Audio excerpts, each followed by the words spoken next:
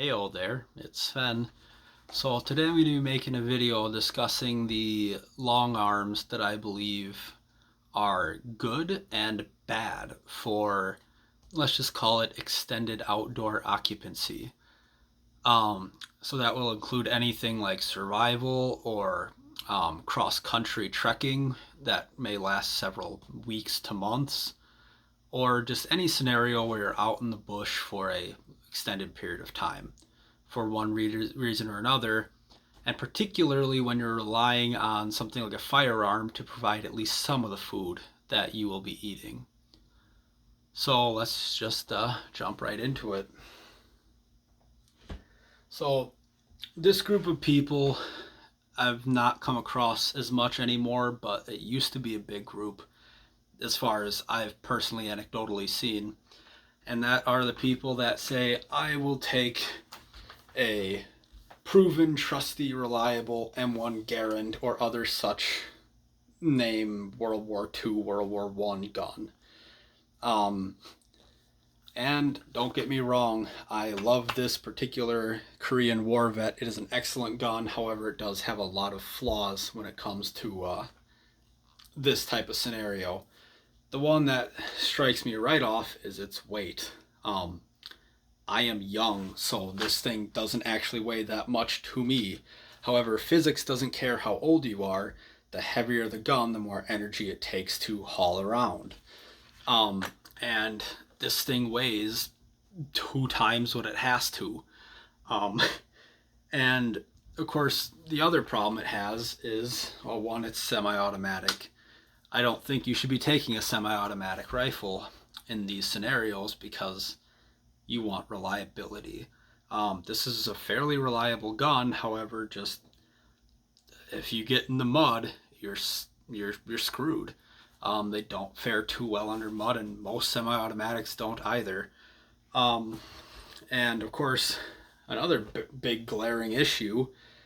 Like, of course, it's great because if you trip and you like hit the dirt, this is a beefy boy. You're not gonna hurt it. But you know, the second you hit mud, you're gonna have a problem. But anyway, the big issue that I have with these, beyond all of those, is that the round it shoots, 3006, is only really good for large game animals.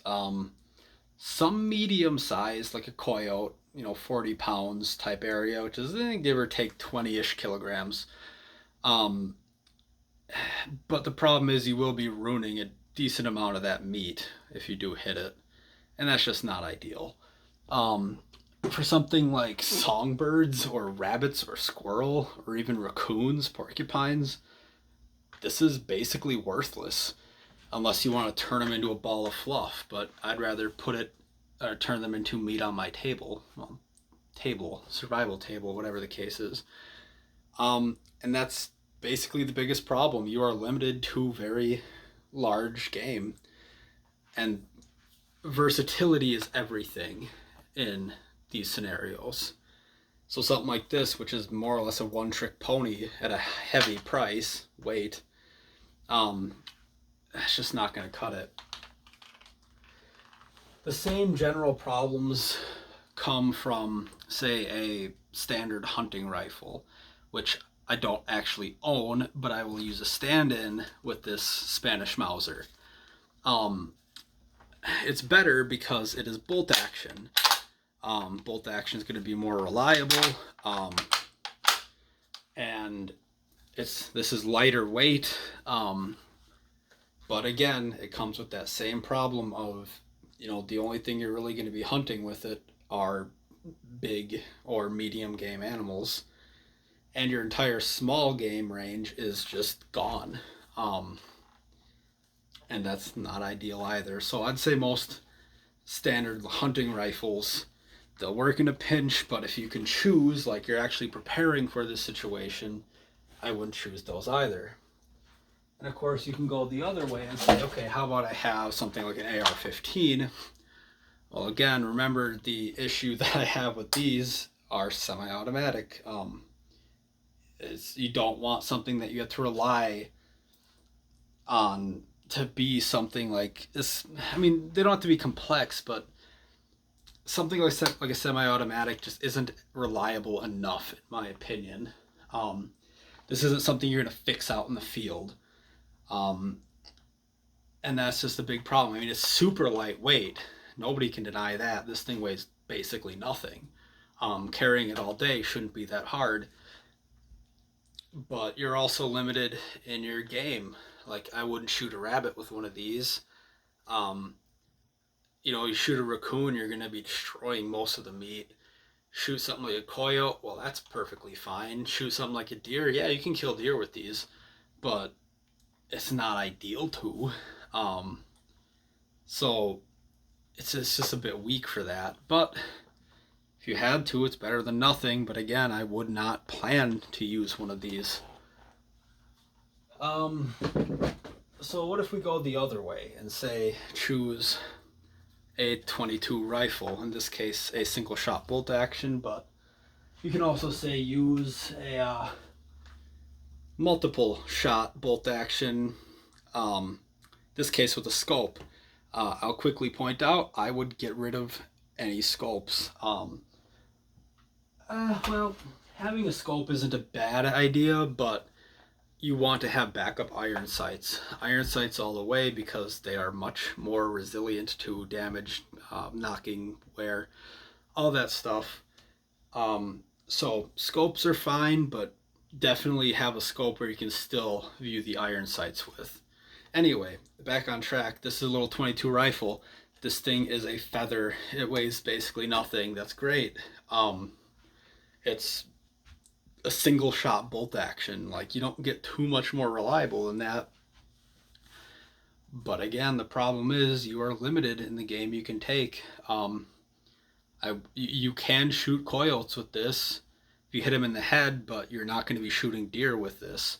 You're definitely not going to be shooting elk or moose or bear with something like this. This is really just small game, some medium game animals.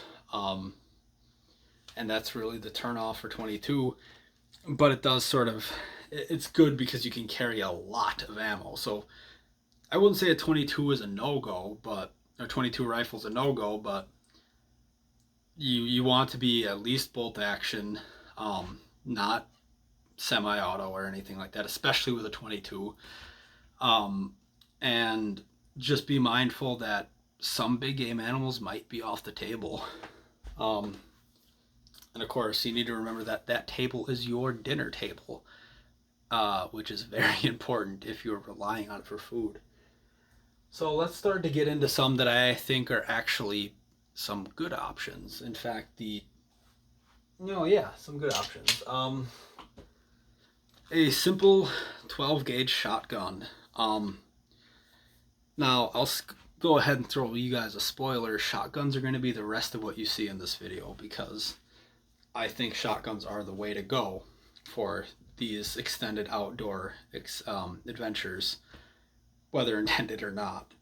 A pump action shotgun I would take any day over a semi-auto shotgun, and that's just because reliability again, but especially because if you have a pump action, it properly lets you reliably use the shotgun's greatest advantage, and that is extreme versatility in the game you can take.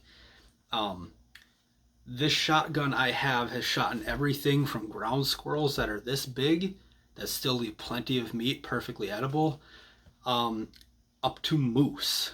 So there's no game really that a 12 gauge shotgun can't take if you really had to.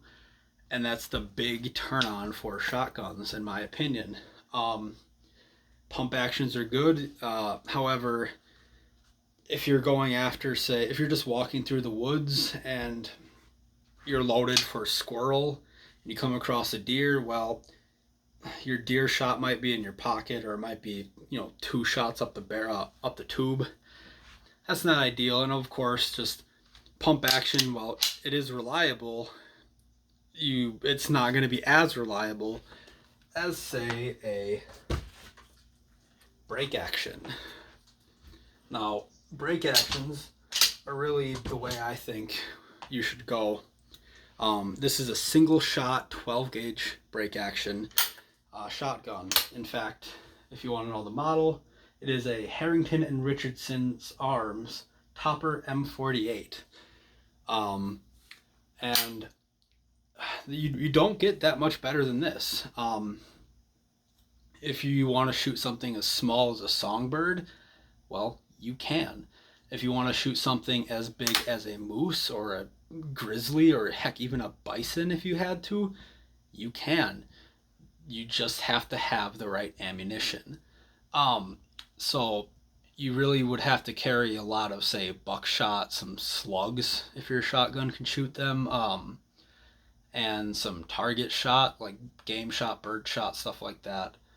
If you have a variety of shots you like of shotgun shells, there's nothing really that you can't hunt in North America, Europe, a lot of Asia with a 12 gauge shotgun. And if it's a single shot, it's very light. If it has an exposed hammer that you physically have to cock, it's even more reliable. There's so few moving parts on this. It isn't even funny. You open it up, you put a round in, you close it, you cock it, and you shoot. That easy. Nothing to go wrong, and if something does, well, it is something that you can, in theory, fix in the field if you really had to. So this is a good choice. Now, this next one has some ups and it has some downs, so I can't really say it's definitively better or worse. And that is a double barrel, a double barrel break action shotgun. These are great, especially if they have exposed hammers. Well, some people might say otherwise. Some people might say, or might agree. I prefer the exposed hammers because, again, it's just one fewer thing to go wrong. And the double barrel gives you the advantage of you could have one barrel loaded for small game, like squirrel, birds, raccoon, rabbit, and the other barrel loaded for big game, like deer, maybe coyote or moose. And all you need to do, especially if your shotgun has two separate triggers, is pick which trigger you want to shoot with to hit whichever game happens upon your path. This advantage is completely lost if you have a single trigger variety, because then you cannot choose which barrel you shoot, and that is worthless. So yes, you're going to want one that has two triggers. Generally speaking, as far as I've seen, the front trigger activates the right barrel, and the left trigger, or the back trigger, activates the left barrel. Note, this camera is mirrored, so it might look like I'm holding it right-handed right now, but you can see from the shirt saying Colorado, which is not my state, I'm in Wisconsin, it's backwards. So just keep in mind, a lot of my videos are mirrored. I'm actually left-handed. Anyway, so you basically just get the weight without the advantage of that versatility on whichever animal happens upon your path. So really the double barrel and the single barrel break action shotgun are, in my personal opinion, without a doubt, the best extended outdoor adventure guns. You can't go wrong with them. They're super reliable, they're super versatile, and they're just great all around. So I hope that helps you decide on what you might want to carry in the woods. If you are planning something like this, of course, just keep in mind that, like, my say is not final. Of course, you can choose your own. Some of you might disagree, and some of you might be in different situations that might warrant one or the other, but I think for most situations, most people, especially in North America, Europe, Northern Asia, you're probably gonna you're likely to agree with my choices. So yeah, that's about all I have to say. Hey, Do.